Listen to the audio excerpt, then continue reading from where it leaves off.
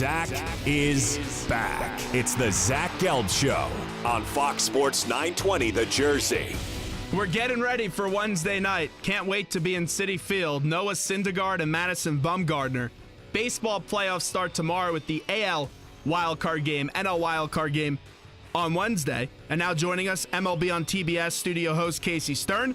You can see Casey on TBS exclusive coverage of the 2016 American League postseason, beginning with wildcard coverage tomorrow night at 7:30. Casey Stern joins us right now on the Zach Gelb Show. Casey, good to talk to you, and how are you? Hey, Zach. Always a pleasure, man. How you doing, okay? Yeah, I'm doing great. My Mets are going to the postseason, so I love it. Yeah, you got to be happy. I don't know how they're there, but they're there somehow. They pulled off a minor miracle with Terry Collins in that group, considering the 7,000 missed games of injury it seems like they've gone through. But they got the right guy on the hill on Wednesday night. The Grim Reaper is coming to New York named Madison Bumgarner. That's the only thing going against them, but they got a shot. Hey, I'll take it. If you would have told me in August that the Mets would be going to the playoffs after the plethora of injuries they suffered, I would have said, you're crazy. And I saw it in the locker room on Saturday. Those players just love playing for Terry Collins. Yeah, you could tell that. And I think, Zach, when you look at this team, TC hasn't made all the right moves. I mean, clearly, we've understood that the X's and O's have gone sour at times, not challenging the last play of the game, not knowing how fast Nimmo runs, getting Flores injured by not pinch running for him, and the list goes on. But the one thing he does as well as anybody, and it's an important factor and a major factor, is he's a great motivator and a manager of people. And I think, that group loves to play for him. It's a big reason why they never went away. I mean, I talked to Rene Rivera, who it looks like will catch that game just about an hour ago, and he was talking to me about, one of the things in playing for different managers that stood out about Terry is just how positive he stayed even when things were out there worse. And I think it's a big reason why they persevered. You also have to give credit to Dan Worthing, because the way you have to replace some of those arms in the rotation, it's an impossible task. I know Gesellman and Lugo won't win any Cy Young awards, but they've been serviceable for the Mets. Yeah, look, they've done a nice job. And I think, who the heck knew that this was going to happen? I certainly didn't. Gesellman had pitched well and been a guy that I think people had kind of their eye on, but I don't think certainly that he was, other than being a stunt double for DeGrom with the hair, was a guy that anybody had looked at to be of any value this year. Lugo has been a big surprise to me. I saw him pitch nicely out of the pen, but he's really been great in the rotation. Is that going to be good enough to carry them deep into the postseason? I mean, I don't think so. I don't think, look, if we're just looking at this as picking baseball games, you can't pick that. It'll be a big surprise if it happens, because if they win this game, then you got to go into Chicago with Cologne, Gesellman, and Lugo probably before you even get back to Syndergaard. That's going to be a difficult task against three Cy Young candidates that you're going to face in Lester and Hendricks and Arrieta. So, I think if the Mets even lose this game on Wednesday night, it's still a major success. If they were to win the game, I think it's a big, big successful season for this team just to even get to a series where they can go play meaningful games against the Cubs team that they did sweep a year ago. We all know the storyline with San Francisco. It seems like every even year they find a way to win a World Series. Bumgarner being one of the leading players on that team, 7-3 in the postseason with 3 rings on his finger. This year, 15-9 with the 2.74 ERA. It's the impossible question, but how do the Mets try to figure out Madison Bumgarner in October baseball? Got to get him early. Honestly, that's the best. In talking to hitters about guys like this over the years, and I was just talking to Rollins about Bumgarner yesterday, talking to Cliff Floyd about it today. You got to get this guy early, because when you get guys like Bumgarner, if you get in a position where you get first and second with 1 out in the first inning, that may be your shot. You get into a double play, that's it. That's the last opportunity you have. You got to get him early. The other thing is you got to get him early in account. I think the big mistake that people make against guys like Bumgarner, Cliff Lee, some of these guys who have had Cole Hamels, real success in the postseason, is they sit there and they say, we're going to run up his pitch count, and, we're going to kind of make him come up with the ball. Well, all that's great. That's why these guys win all the time, because they're never going to do that. They're not going to get into that situation. And Bumgarner's not going to have a pitch count. He'll go as long as he wants. And if anything, he'll try and just get it right to Romo in the 9th inning. They have to attack the fastball early in the count. If you watch this Mets team as this game begins Wednesday night, and you see them the first couple innings taking first pitch strikes for fastballs, you can go home and go golfing already, because they're done. The only chance they have, they got to attack him early in the count. You can't let him get ahead, because when he gets ahead, he's going to own you. You need Syndergaard to try to match Bumgarner. If you get 7 good innings out of Syndergaard and only allow 1 run, you feel pretty confident with your chances with Reed and Familia. But the Mets do have that knack for hitting the long ball, and maybe they find a way to get Bumgarner to make one mistake, and they take him deep because the Mets hit a lot of solo home runs, as you know it. Look, I think you go back to a Sunday night game that Syndergaard, I thought it was one of the better games of the second half, that he pitched about a month or so ago where he went up against Samardzija, and this is pretty much exactly what happened. They had a single, I think it was this Jubal Cabrera who hit a single, and then Cespedes ended up hitting a 2-run shot. Samardzija isn't Bumgarner, but that game he was. I thought it was as good as Jeff has pitched all year, and he really deserved to win that game, but the Giants couldn't hit Syndergaard, and the Mets got a bloop and a blast and won it. They're going to have to score runs. I mean, Bumgarner is not going to give up many, but you can't win if he doesn't give up any. So they're going to have to score runs. The other part is they got to try and get Syndergaard deep into the game. One of the things that I think gets underrated as a real weakness, in my opinion, for the Mets is their lack of bullpen depth. They don't have any, in my opinion. Even Reed late was a little shaky, and I thought Terry helped with that with the worst decision of the year, pulling him for Josh Smoker against Freddie Freeman, which was a joke. But I don't trust Robles, Blevins, a lot of these guys. I mean, honestly, they're flip-a-coin type of guys. Now, the Giants have the same kind of bullpen, so I'm not saying that necessarily it's an advantage to either side in this game. But if you look really beyond this game and you're trying to make a run, everyone's talking about the starting rotation. Not enough people talking about the lack of depth in the bullpen. The Cubs have guys like Travis Wood is like their 6th guy. Joe Smith is like an extra guy.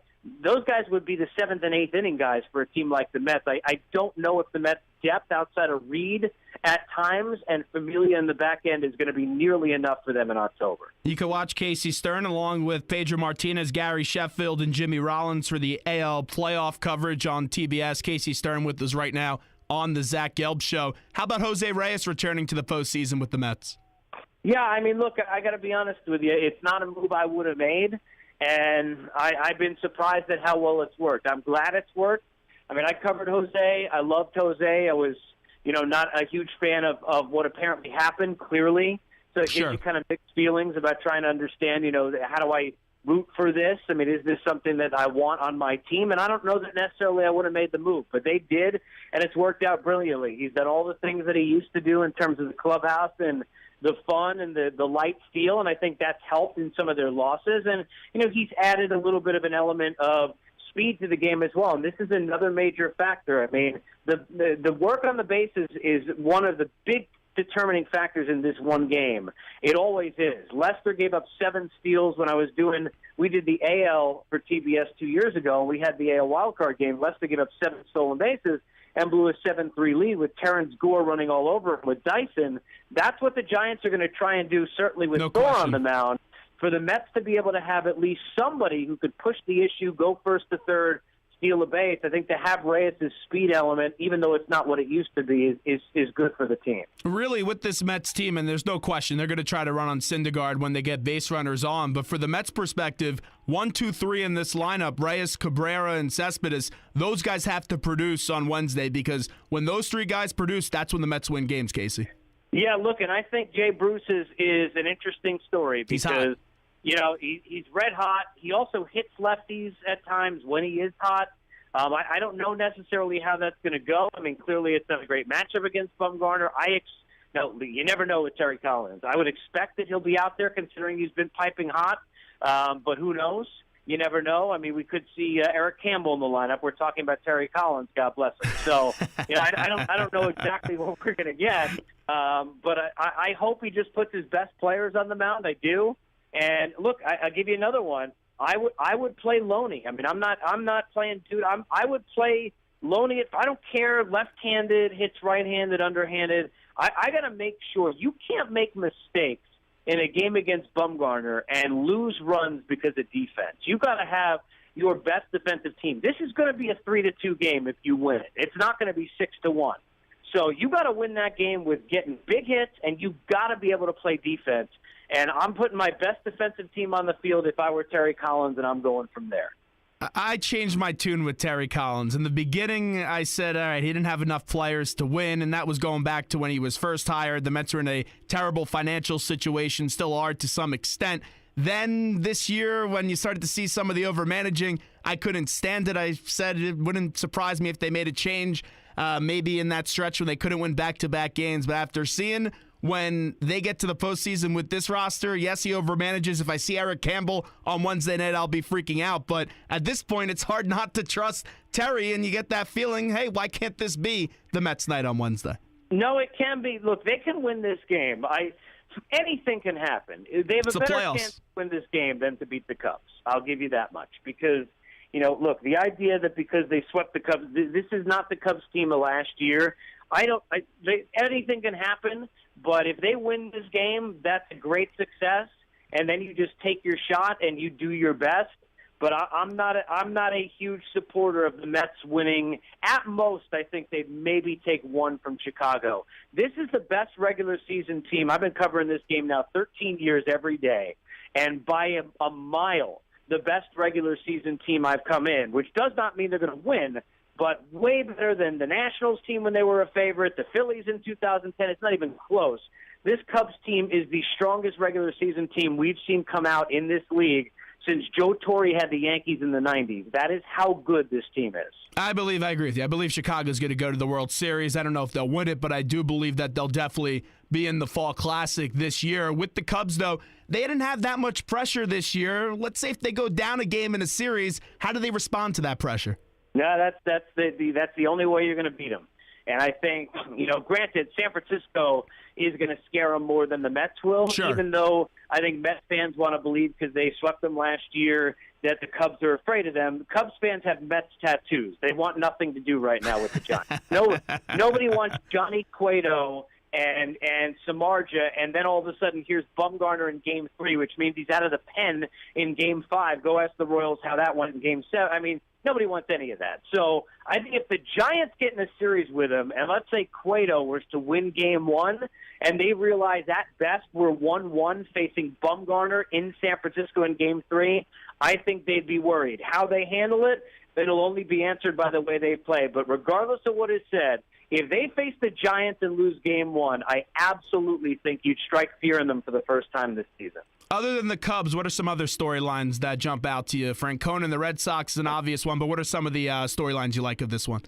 Well, look, I like, the Francona Red Sox thing is a good one. I think, Texas for me, that's a team I picked to win the World Series in March, and I'm sticking with that. I think Adrian Beltre is a guy who we waited way too late into his career to realize how great he is. I mean, Cal Ripken told me the other day he thinks he might go down as the best third baseman ever. I don't know if I'm putting him at the Schmidt level necessarily, or a couple others, Chipper, Brooks Robinson, that are in that mix. But I think he's going to absolutely go to the Hall of Fame, and he's one of the best any of us have ever seen. When you've got a guy like that on your team with Carlos Beltran as well, they've got so much metal and so much experience, and Hamels at the front. Yu Darvish is the X factor. If Darvish can pitch to his capability, I do think the Rangers are going to represent the American League in the World Series. Who do you like tomorrow night between Baltimore and Toronto? I'm taking Toronto. I think if it's close late, that's where you want to be. It's as I was saying to somebody this morning, it's like an NFL game where you say, let's stay close into the fourth quarter because you got the right quarterback. You've got Britton, they have Osuna, and you've got Buck, and they have Gibby, and I love Gibby, but nobody's Buck in that kind of a spot. If the Orioles can keep this close, they'll win the game. Problem I have is I think that's one of the only places where home field advantage is actually a thing. That's a terrifying environment for Chris Tillman to go into. If they get down early, it's going to be, I think, raging hell all over them all game. Look for the fact that the Jays absolutely, even though they strike out and hit home runs, got a way better chance, I think, to make contact than the Orioles do. An interesting stat about tomorrow, the Orioles attempted 31 steals this year. The second least was the Mets with 60. It's the least amount of attempted stolen bases by any team since the stat was recorded. So literally, this is the least running team we've ever seen in our lifetimes in a postseason. When you're trying to win one game and you have no way to manufacture runs, I can't pick you to win it. We're talking to Casey Stern, MLB on TBS studio host for the playoffs. Casey, as we are in New Jersey, we talk a little Mets. We also got to get to the Yankees and the Phillies. Ryan Howard, his career in Philadelphia is over as we know it. Had the nice send-off yesterday at Citizens Bank. What stands back and out to you about Ryan Howard's career? how underrated it is. I mean, I think we talk about the contract, and I understand that, but 5 division titles, 2 World Series, winning one of them, home run titles, the Derby titles, the fact that he was a guy who was a spear hitter in the middle. I mean, really, we know everything changed after that Carpenter-Halladay game and that injury, which was just a vicious way to end it in addition to losing, and nobody can forget that visual. And I think because of that, he's gotten crapped on, and everybody talks about the contract. Was he making money that he deserved to be making the last few years of his career? No. But I think you look at a 5 or 6 year stretch, this was as feared and as powerful a hitter as anybody in the National League. He's one of the best Phillies to ever wear the uniform. And I think nationally and even in Philadelphia, he's kind of been underrated. So, when I saw him emotional at the end and, you talk to people who are around the team, he's been a really great kind of ambassador, if you will, kind of for the Philly franchise. And I hope the people there understand that. You work with Jimmy Rollins now. What does Jimmy Rollins have to say about him? Yeah, I mean, the same kind of things. I mean, look, and I work with Lidge, too, on radio a couple of days a week, and these guys love him. And, they talk about, the fact that he was the guy they trusted. Hey, look, we can't try and do too much. We just got to get on base because we know that Ryan's going to go deep, and that's what he was. And I think, he's a guy who handled this, I think, as good as you can. Pete McCannon was a regular on my radio show all year long. All he talked about was how graciously Howard handled things when he talked to him about Tommy Joseph and started to go through it. Obviously, he wasn't happy and he wanted to play, and he's a competitor. But I thought Ryan Howard was a pure professional. He seemed to work really well with the young kids. You talk to Michael Franco, as I have during the year, and all he says is great things about the stuff that Ryan Howard was able to do in terms of mentoring. I thought he was a really good teammate, even if he wasn't a really good player down the stretch. Before we let you run, let's get to the Yankees. In New York with the Yankees and their standards, if you don't win a World Series, fans think it is a disastrous year. But I got to give a lot of credit to Joe Girardi for keeping them in this as long as he did. And, oh, my, look at Gary Sanchez. Yeah, look, I give credit to Joe Girardi. I do. I love Joe. I think the worst weekend he had was at the worst time. The game with Betances against the Red Sox was almost as bad as anything Terry's ever done. It's unfortunate that happened. But I give him a lot of credit. But I give the most credit to Brian Cashman. He's a guy Yankee fans don't understand. I think for the most part, even though there are some moves that you could chastise, they think because things play out that it's all his fault. He's battling against ownership that, doesn't want to do certain things certain ways, and he's trying to fix the team. To be able to pull off what he did in those trades, I thought he was the biggest winner at the deadline. I thought the Yankees had a fantastic season, being able to turn off the dead weight, turn around, and get these kids some experience, get some excitement around the team. Free agents, even looking at it, will now understand the kind of talent you have. This was a huge, huge year for the Yankees. It's weird saying that growing up in New York when they don't make the playoffs and when they're kind of trying to rebuild. But this was a very, very successful year for the Yankees. Couldn't agree more. You can see Casey Stern on TBS's exclusive coverage of the 2016 American League postseason, beginning with wild card coverage tomorrow night at 7:30. It's Casey, Pedro Martinez, Gary Sheffield, and Jimmy Rollins. That is some fantastic lineup. It may even be better than the Cubs lineup. But, Casey, we appreciate the time. Zach, anytime, man. Be well.